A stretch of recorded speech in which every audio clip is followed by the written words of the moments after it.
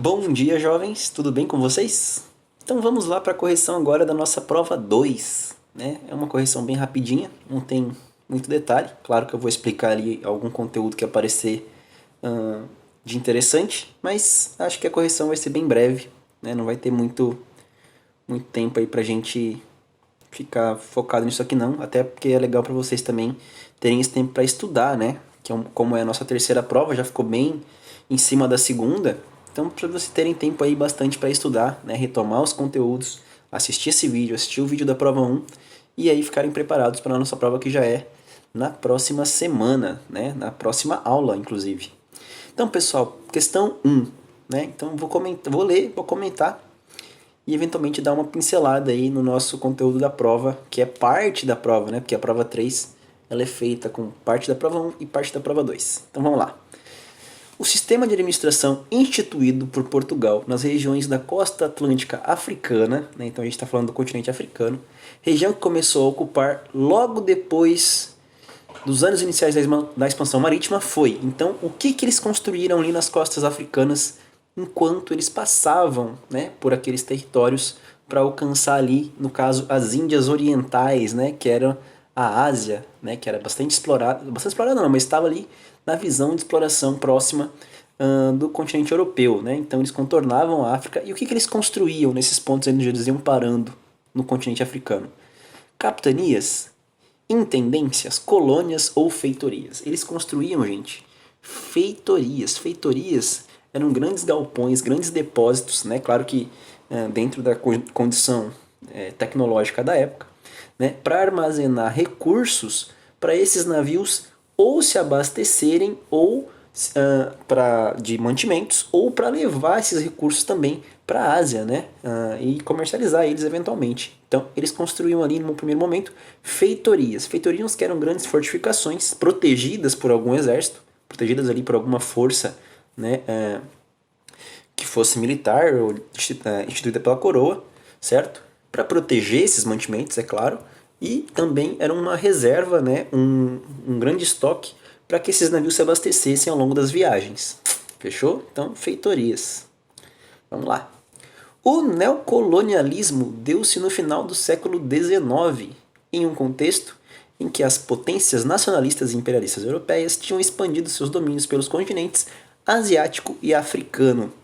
Então, o neocolonialismo é aquele momento lá onde os europeus, as grandes nações europeias, falam: opa, vamos dividir aqui a Ásia e a África entre a gente e tá tudo certo, né? Tudo ok. Lá em 1800 e tanto já, quase na virada para o século XX, eles simplesmente decidem lotear os continentes africanos e europeus, né? Principalmente o africano, sem consultar ninguém. Falando, não, aquela ali nem é gente, vamos lá dividir porque a gente é potência, né? Então, sobre esse processo, é incorreto afirmar que a divisão do continente africano não considerou os grupos étnicos e os conflitos tribais das populações africanas, né? Realmente, tem muitos países ali que você tem etnias que são historicamente inimigas, mas que hoje territorialmente estão dentro dos mesmos países que antes eram territórios dos países colonizadores, dos países europeus, né? Então isso não foi respeitado realmente. As potências europeias buscavam criar novos mercados consumidores, além de ampliar o fornecimento de matéria-prima, né? Tem a continuação da frase ali, mas justamente, né, a Europa via a África como um grande repositório de recursos, né? Uma grande fonte de recursos, certo? Por isso que eles exploraram por tanto tempo. A Conferência de Berlim foi decisiva para organizar os domínios europeus sobre os territórios africanos.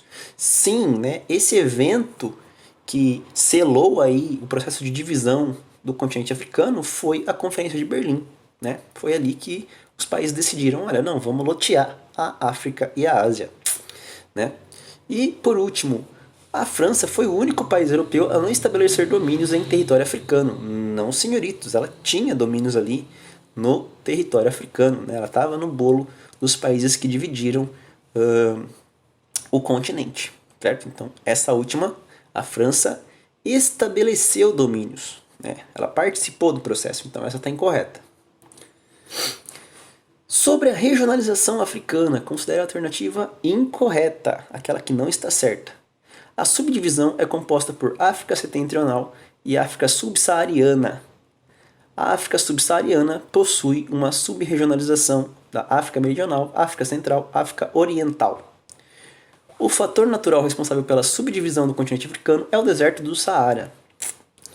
E os países banhados pelo mar Mediterrâneo integram a chamada África Meridional. Gente, só por ler, não preciso nem ler a continuação aqui, ó.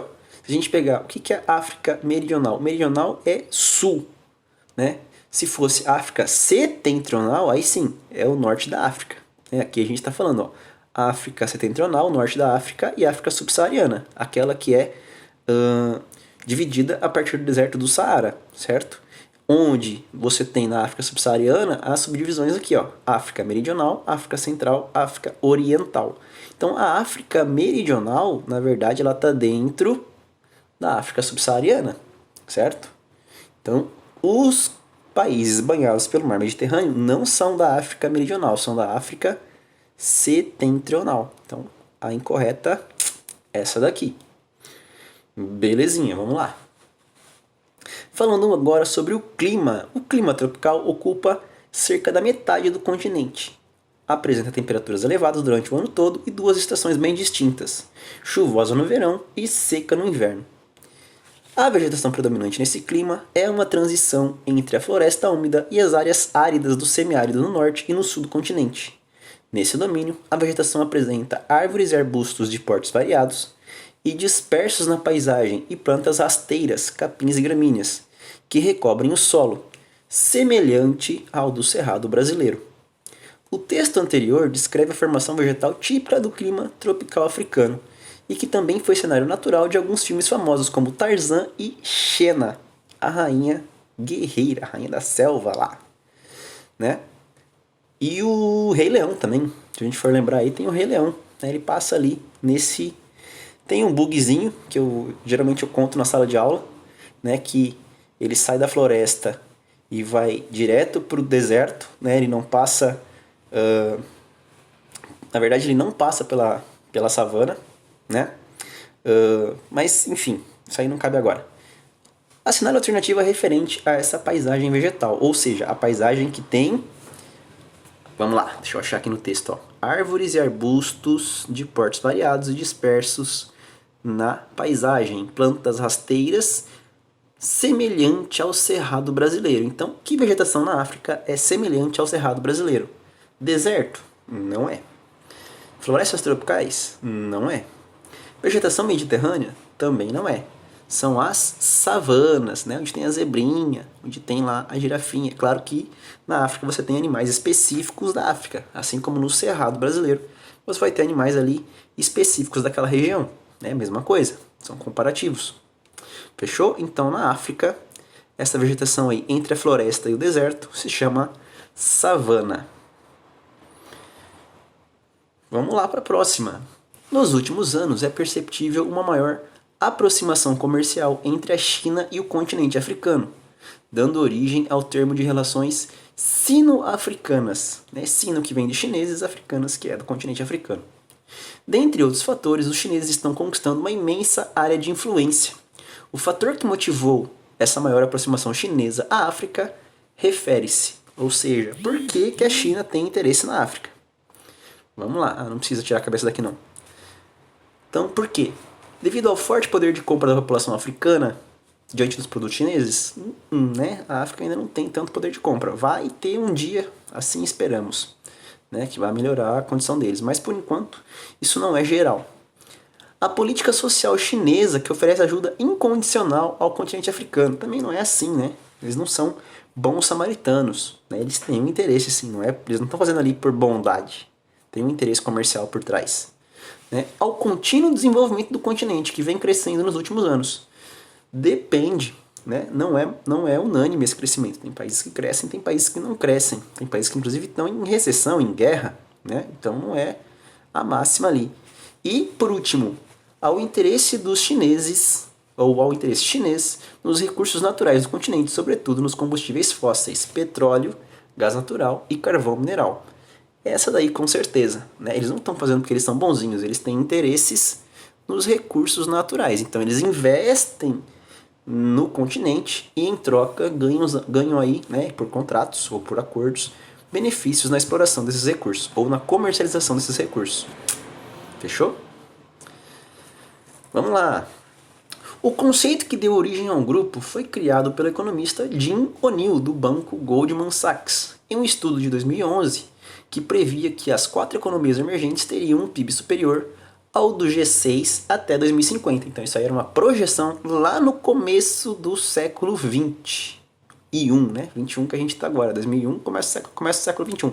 Então lá na virada do século 21, esse cara, o Jim O'Neill, né, que é um dos capa ali do Goldman Sachs, ele previu, olha, esses 4 países aqui, né, Brasil, Rússia, Índia e China, vão em 2050 ter somado PIB maior do que as 6 economias mais fortes do planeta, que é o G6, né? As projeções sobre o título de Dreaming with a Brick, né, que é sonhando com os BRICS, que o brick na verdade seria uma analogia a tijolo, né, como se fosse construindo um muro, uma coisa, né, que fosse gradativamente crescendo, né, ele fez um jogo de palavras ali, foram recebidas com ceticismo por muitos, mas nos anos seguintes os números começaram a excederem muito o sonho das projeções. O grupo ganhou posteriormente um S, que se refere a quem? Né? Então de BRIC virou BRICS, Brasil, Rússia, Índia, China e mais um. É claro que se a gente for pegar a atualidade, esses países já não crescem tanto como lá no começo do século, do milênio, né? Mas até 2050 ainda tem chão, quem sabe, né, a economia desses países em conjunto não melhore. Quem que é o S então do BRICS? Senegal, Sudão, Somália ou África do Sul? África do Sul, gente. Ah, mas professor, por que o S e por que África do Sul? A África do Sul começa com A, né? Porque a sigla é em inglês. Então o S é de South Africa, né? South Africa, África do Sul em inglês. É por isso que vai o S. Belezinha? Vamos lá. O continente condenado e África em chamas, né?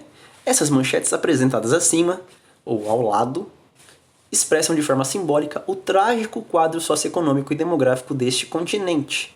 Assinale a opção que não inclui um aspecto desse quadro, ou seja, uma coisa que não tem nada a ver com a condição do caos socioeconômico que é boa parte do continente africano. Então, a baixa expectativa de vida de grande parte da população. Isso aí acontece, né? As pessoas têm uma expectativa de vida muito baixa na África, de maneira geral. O contingente de africanos fora dos seus países de origem em busca de trabalho. Sim, né, muitos africanos saem da África, saem dos seus países de origem e vão para os outros lugares, vão para a Europa, vão para a Ásia, né, em busca de melhores opções de vida.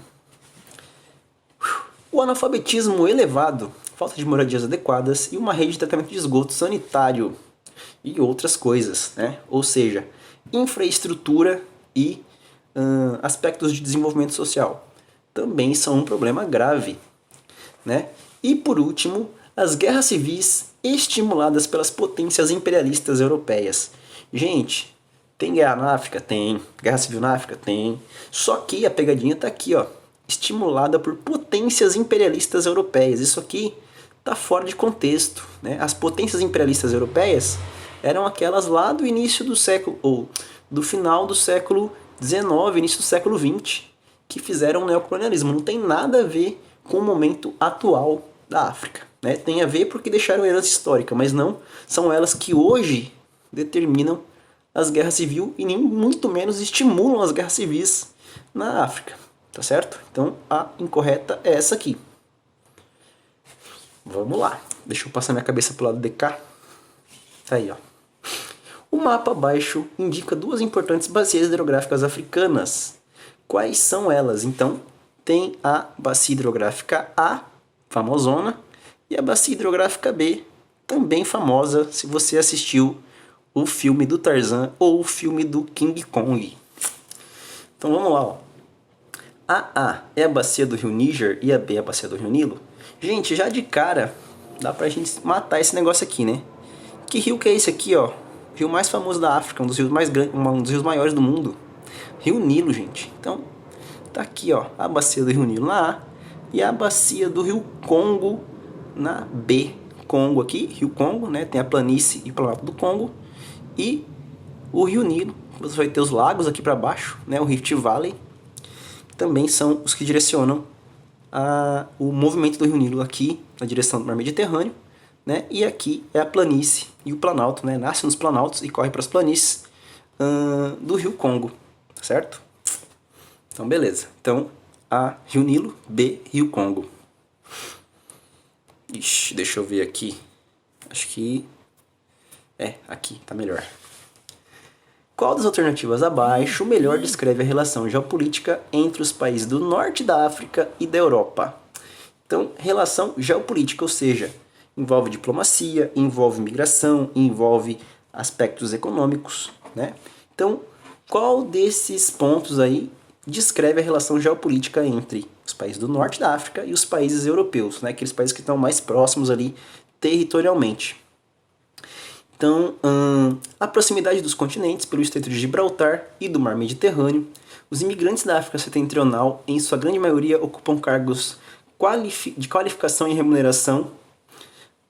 Há uma considerável igualdade entre as condições de vida dos africanos e dos nativos, ou as péssimas condições socioeconômicas de grande parte do continente africano acabam promovendo uma migração intensa, né? A que fala da relação que ocorre é justamente essas péssimas condições socioeconômicas que forçam o pessoal do continente africano a migrar, geralmente de forma ilegal, para a África. O problema geopolítico para eles hoje é esse, né? A migração ilegal de africanos em direção ao continente europeu, né? Isso aí é tema até de discussão no parlamento.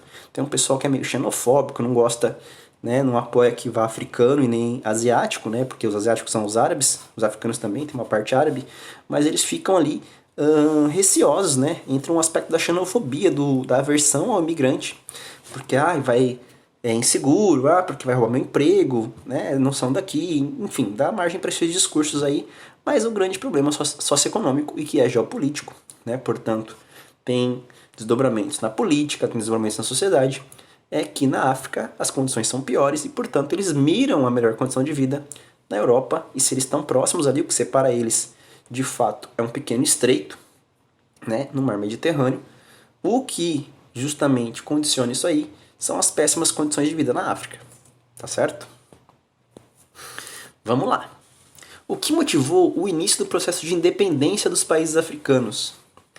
A influência dos Estados Unidos, da União Soviética e da China, que financiaram a emancipação dos países africanos. O grande crescimento socioeconômico do continente, principalmente após os anos 60. Também não. O Acordo de Potsdam, assinado pelos colonizadores europeus, que garantiu o reconhecimento da independência. O Acordo de Potsdam foi feito depois da Segunda Guerra para dividir a Alemanha. Tem nada a ver com a África, né? Só para contextualizar. E por último, o enfraquecimento da economia dos países colonizadores após a Segunda Guerra. Vocês lembram lá que eu falei que a colonização ela começou na virada do século XIX para o XX. A Primeira e a Segunda Guerra aconteceram durante o século XX, né? 1914 a 1918, 1938 a 1944. Então, nesse período aí, foi que os europeus começaram a largar o osso, né? Começaram a literalmente assim, deixar Deus dará aos países africanos, e nesse processo alguns movimentos de emancipação, de libertação nacional, né, se criam e aí conseguem, às vezes por conflito, às vezes por acordo, essa liberdade, essa emancipação dos continentes, ou dos países do continente africano, né? Então, foi no decorrer do século XX, Primeira Guerra, a década de 30 também, que teve o colapso lá da Bolsa de Nova York, que foi um dos fatores que fez a Europa entrar numa recessão. Depois, a Segunda Guerra, que meio que bate o martelo, fala, a gente tá ali há 30, 40 anos, só passando por crise, preocupado com os territórios na África, vamos largar, né?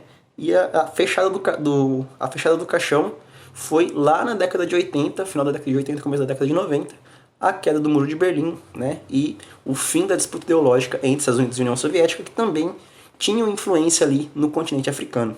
Então, foi um processo que durou praticamente todo o século XX, né? E que foi decorrente do enfraquecimento econômico dos países que colonizavam a África. Opa, fechou. Deu. Então é isso, pessoal. Seguinte, né? Essa é a correção então da prova 2. Estudem por esse vídeo e pelo próximo vídeo, ou pelo próximo vídeo não, pelo vídeo anterior, né? Que é a base da nossa prova, né? Vocês sabem aí como é que foi a prova anterior do primeiro trimestre. A ideia então é que a gente selecione conteúdos da primeira prova e da segunda prova, né? E aí faça essa terceira prova para finalizar o trimestre, tá certo? Então é isso. Eventualmente, se vocês tiverem alguma dúvida, podem falar comigo. A prova é já na próxima aula, então se preparem, tá bom? Beijo, beijo e tchau, tchau.